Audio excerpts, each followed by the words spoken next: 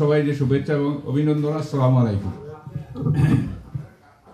আজকে এই প্রিপেয়ারের জন্য যত সব কাজ করেছেন সবাইকে আমি আমার অন্তর থেকে ধন্যবাদ জ্ঞাপন করছি। বক্তৃতা অনেক শহীদ রাষ্ট্রপতি জিয়াউর রহমান তার চেতনার ভিত্তিতে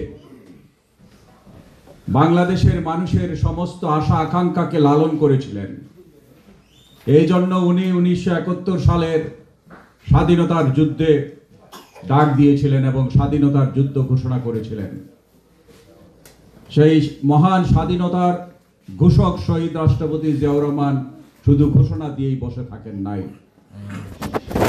শহীদ রাষ্ট্রপতি জিয়াউর রহমান বাংলাদেশের স্বাধীনতা যুদ্ধ নিজে করে যুদ্ধ এনে বাংলাদেশকে স্বাধীন করেছিলেন। সমস্ত অভিজ্ঞতাকে পুঞ্জীভূত করে উনি বাংলাদেশী জাতীয়তাবাদের মাধ্যমে বাংলাদেশকে একটি আধুনিক রাষ্ট্রে পরিচালিত করতে চেয়েছেন এবং তারই পরিপ্রেক্ষিতে আজকে আমরা পৃথিবীর বিভিন্ন দেশে আমরা দাঁড়িয়ে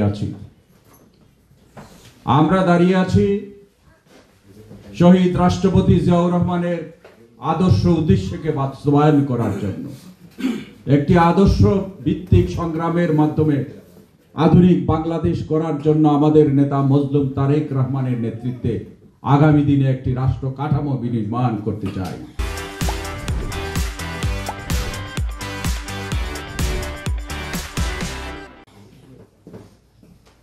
আগামী দিনে বাংলাদেশের রাষ্ট্র কাঠামো 31 দফার মাধ্যমে বাংলাদেশ জাতীয়তাবাদী গড়ে তুলতে চায় এবং যোগ্য নেতৃত্বের মাধ্যমে আগামী দিনে বাংলাদেশ এই কানাডা থেকে সর্বপ্রথম বারজারন তখন হাসিনাকে চিঠি দিয়েছিলেন।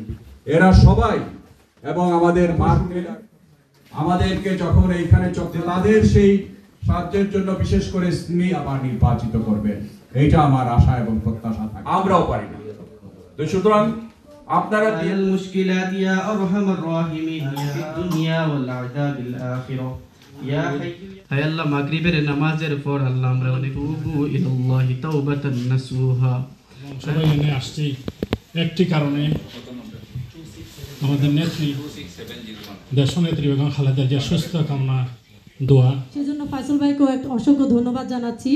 আর আমরা জানি বেগম খালেদা জিয়া কিন্তু 17টা বছর অনেক কষ্ট করেছেন, ওনাকে অনেক কষ্ট দিয়েছেন, তারপরে উনি কিন্তু মুখ খুলেননি।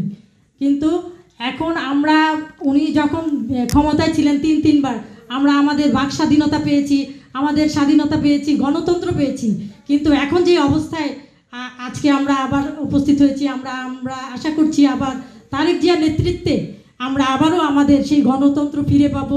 সাধারণ সম্পাদক কানাডা বিএনপি নেতা জনাব সারোয়ার সুমনকে তার মূল্যবান বক্তব্য রাখার জন্য আমি অনুরোধ। আমরা অ্যাজ এ বিএনপি সবাই একসাথে কাজ করবো, ইনশাআল্লাহ ভালো থাকবে।